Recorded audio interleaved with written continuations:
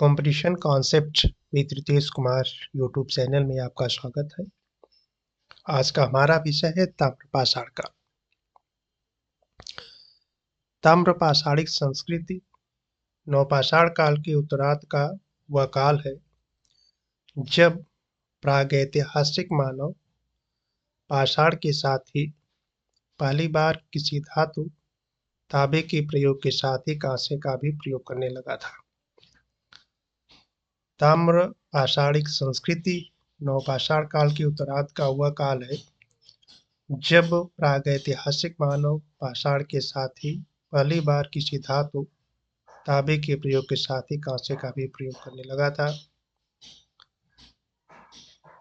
ताम्र पाषाणिक संस्कृति काल में संपूर्ण भारतीय उपमहाद्वीप में ग्रामीण कृषक समुदाय का गठन होने लगा था।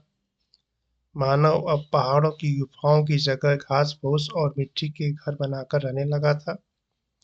हालांकि घर बनाना नवपाषाण काल के शुरुआती दौर में ही शुरू हो गया था, लेकिन ताम्रपाषाण काल में घर की जगह व्यवस्थित और आवश्यकता अनुसार घर बनाए जाने लगे थे,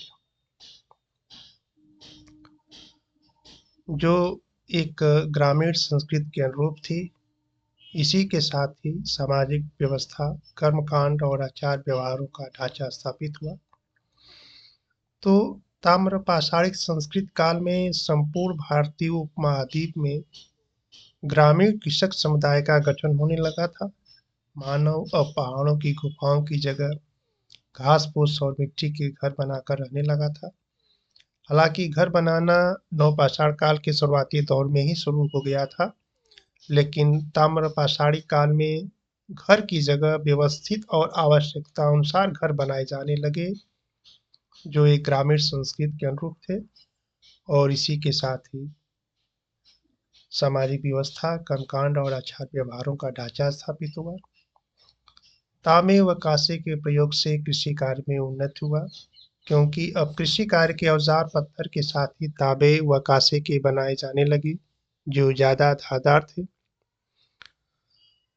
तांबे व कांसे के प्रयोग से कृषि कार्य में उन्नति हुआ, क्योंकि अब कृषि कार्य के औजार पत्थर के साथ ही तांबे व कांसे के बनाए जाने लगे, जो ज्यादा धारदार थे। ताम्रपाषाणी संस्कृति में मिट्टी के बर्तन बनाने और प्रयोग करने की प्रचुरता हो गई। ताम्रपाषाणी काल में जिस ग्रामीण संस्कृति का विकास हुआ उसको अलग अलग नामों से भी जाना जाता है। तो ताम्रपाषाणी संस्कृति में मिट्टी के बर्तन बनाने और प्रयोग करने की प्रचुरता हो गई। ताम्रपाषाणी काल में जिस ग्रामीण संस्कृति का विकास हुआ उसको अलग अलग नामों से जाना जाता है, जैसे आहार संस्कृति, कायथा संस्कृति, मालवा संस्कृति, रंगपुर संस्कृति, जारवेद संस्कृति आदि। इनको स्थान विशेष के नाम से जाना जाता है। इन सभी ताम्रपाषाणी ग्रामीण संस्कृतियों में भिन्नताएं पाई जाती हैं, क्योंकि ये संपूर्ण भारत में विस्तारित हैं तथा स्थान विशेष की भौगोलिक स्थिति, जलवायु, मिट्टी के प्रकार आदि के आधार पर इनमें जीवन शैली, फसलों और मिट्टी के बर्तन प्रकारों आदि में भिन्नता पाई जाती है। तो ताम्रपाषाणी काल में जिस ग्रामीण संस्कृति का विकास हुआ उसको अलग अलग नामों से जाना जाता है, जैसे आहार संस्कृति, कायथा संस्कृति, मालवा संस्कृति, रंगपुर संस्कृति, जारवेद संस्कृति आदि। इनको स्थान विशेष के नाम से जाना जाता है। इन सभी ताम्रपाषाणी ग्रामीण संस्कृतियों में भिन्नताएं पाई जाती हैं, क्योंकि ये संपूर्ण भारत में विस्तारित हैं तथा स्थान विशेष के भौगोलिक स्थिति, जलवायु, मिट्टी के प्रकार आदि के आधार पर इनमें जीवन शैली, फसलों और मिट्टी के बर्तन प्रकारों आदि में भिन्नताएं पाई जाती हैं। इन ताम्रपाषाणिक संस्कृतियों की सबसे प्रमुख विशेषता उनके विशिष्ट प्रकार के चित्रित मृदभांड है। मालवा संस्कृति के मृदभांडों को सभी ताम्रपाषाणिक संस्कृतियों में सबसे उन्नत माना जाता है।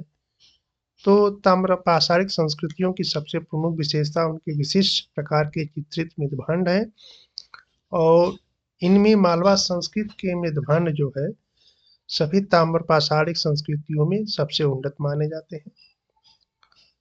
ये ताम्रपाषाणिक संस्कृतियां जब कृषि व पशुपालन में समुन्नत होने लगी तो फिर इसी के साथ ही अन्य आर्थिक गतिविधियां जैसे तांबे व कांसे के औजार बनाना, कपड़ा बनाना, बैलगाड़ी निर्माण आदि भी संपन्न करने लगे थे। आर्थिक जीवन की संपन्नता के साथ ही सामाजिक संगठन भी मजबूत हुआ। सुरक्षा और सामाजिक सुव्यवस्था को बनाए रखने के लिए एक स्वाभाविक केंद्रीय सत्ता की स्थापना हुई। ऐसा माना जा सकता है कि यह सत्ता राजनीतिक न होकर धार्मिक रही होगी। आज भी जो प्राकृतिक रूप से रहने वाला कबीलाई समाज है, उसका मुखिया कोई धार्मिक व्यक्ति ही होता है। साथ ही इसी ग्रामीण समाज से जिस नगरीय सिंधु घाटी सभ्यता का विकास हुआ, वहां भी नगर प्रमुख कोई धार्मिक व्यक्ति के होने का प्रमाण मिलता है। तो आर्थिक जीवन की संपन्नता के साथ ही सामाजिक संगठन भी मजबूत हुआ। सुरक्षा और सामाजिक सुव्यवस्था को बनाए रखने के लिए एक स्वाभाविक केंद्रीय सत्ता की स्थापना हुई और ऐसा माना जा सकता है कि यह सत्ता राजनीतिक न होकर धार्मिक रही होगी। आज भी जो प्राकृतिक रूप से रहने वाला कबीलाई समाज है, उसका मुखिया कोई धार्मिक व्यक्ति ही होता है। साथ ही इसी ग्रामीण समाज से जिस नगरीय सिंधु घाटी सभ्यता का विकास हुआ, वहां भी नगर प्रमुख कोई धार्मिक व्यक्ति की होने का प्रमाण मिलता है। ताम्र प्रासादी ग्रामीण संस्कृति के विकास से इनमें व्यापारिक गतिविधियां भी संपन्न होने लगी। व्यापार व कुटीर उद्योगों के विकास से धीरे धीरे नगरीय सभ्यता का विकास हुआ। इस तरह ताम्र प्रासादिक संस्कृति से ही आगे चलकर सिंधु घाटी या हड़प्पा की नगरीय संस्कृति का विकास हुआ। यह ताम्र प्रासादी ग्रामीण संस्कृति के विकास से इनमें व्यापारिक गतिविधियां भी संपन्न होने लगी। व्यापार और कुटीर उद्योगों के विकास से धीरे धीरे नगरीय सभ्यता का विकास हुआ। इस तरह ताम्र प्रासादिक संस्कृति से ही आगे चलकर सिंधु घाटी या हड़प्पा के नगरीय संस्कृति का विकास हुआ। कायथा संस्कृति जो उज्जैन मध्य प्रदेश में स्थित है, को हड़प्पा संस्कृति की कनिष्ठ समकालीन मानी जाती है। यानी कायथा संस्कृति जो मध्य प्रदेश में स्थित है, उसको हड़प्पा संस्कृति की कनिष्ठ समकालीन मानी जाती है।